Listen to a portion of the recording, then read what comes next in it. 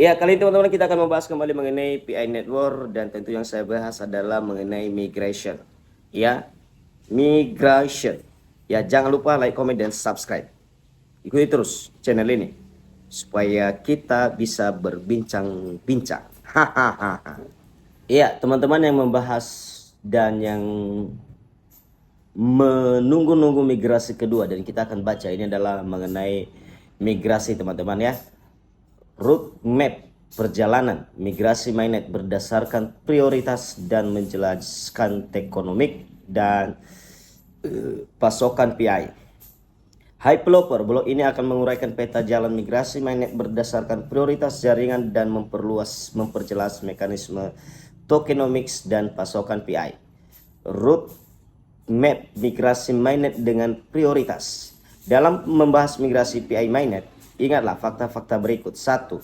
Migrasi perlu terjadi untuk jaringan puluhan juta berdasarkan data penambangan yang kompleks selama 6 tahun terakhir untuk memastikan akurasi keamanan dan keadilan bagi para perintis yang jujur dengan tidak termasuk kecurangan. Ini bukan hanya airdrop sederhana untuk puluhan ribu dompet tanpa banyak pertimbangan data tambahan seperti dalam banyak proyek kripto lainnya. 2. Jaringan telah bermigrasi lebih dari 12 juta orang yang dengan sendirinya sudah merupakan pencapaian skalabilitas dalam industri, terutama mengingat KYC dan proses migrasi yang dibangun secara natif tanpa biaya fiat untuk pengguna. 3. Ketika kondisi migrasi untuk pergi ke open network ditetapkan menjadi 10 juta, meningkatkan keseimbangan antara kebutuhan jaringan untuk beralih ke open network secara tepat waktu dan masuknya jutaan perintis di mainnet. Itu dipahami dan diharapkan akan ada orang yang perlu bermigrasi setelah peluncuran open network. Berikut adalah roadmap pekerjaan migrasi mainnet berdasarkan prioritas jaringan. Menyelesaikan migrasi awal untuk perintis dalam antrian. Saat ini jaringan sedang menyelesaikan migrasi pertama untuk antrian perintis, termasuk hadiah penambangan dasar yang diverifikasi, hadiah lingkaran keamanan terverifikasi, hadiah penguncian, hadiah penggunaan aplikasi utilitas, dan hadiah node yang dikonfirmasi. Nah, jadi teman-teman, ya saat ini yang pertama itu menyelesaikan migrasi awal untuk perintis ya. Jadi bagi teman-teman yang belum migrasi, yang belum pernah dan sekarang memang lagi proses. Nah, nanti di migrasi yang kedua teman-teman termasuk bonus rujukan.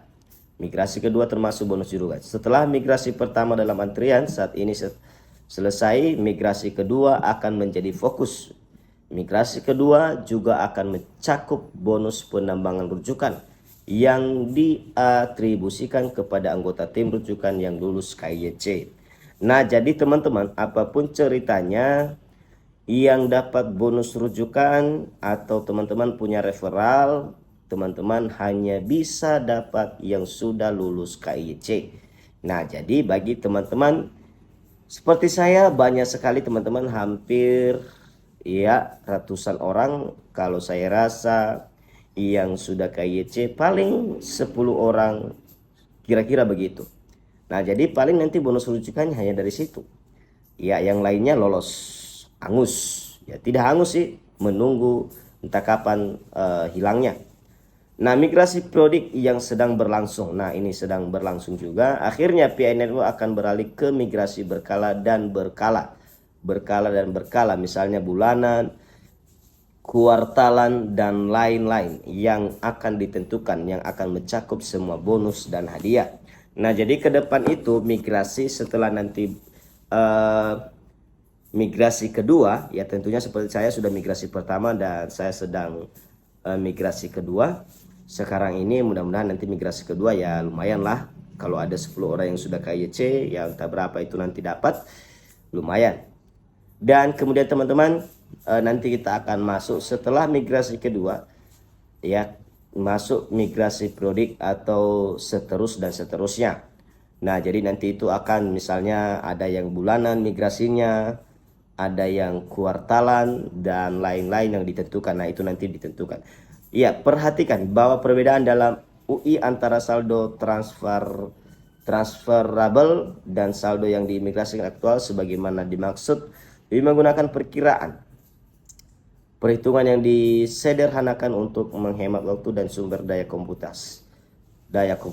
Keseimbangan yang benar-benar bermigrasi ke dompet mainnet pengguna terus bergantung pada perhitungan yang luas dan tepat yang dapat memakan waktu lebih lama per pengguna melalui semua sesi penambangan masa lalu dan bonus terkait selama beberapa tahun terakhir. Jadi saldo transferable yang ditampilkan dalam UI adalah perkiraan pesimis. Nah, perkiraan pesimis bukan optimis itu ya teman-teman.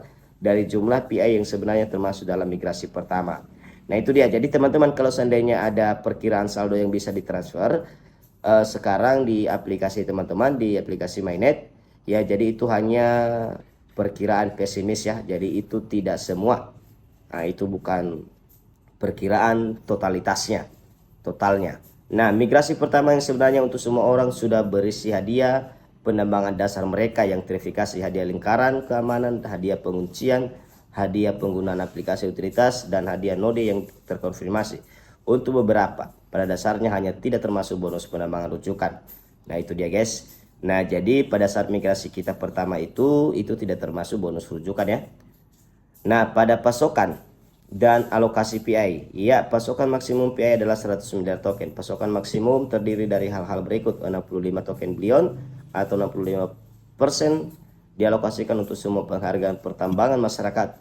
10 miliar dialokasikan untuk cadangan yayasan, 5 miliar dialokasikan untuk tujuan likuiditas, dan 20 miliar dialokasikan untuk tim inti. Nah, jadi untuk tim inti itu 20%.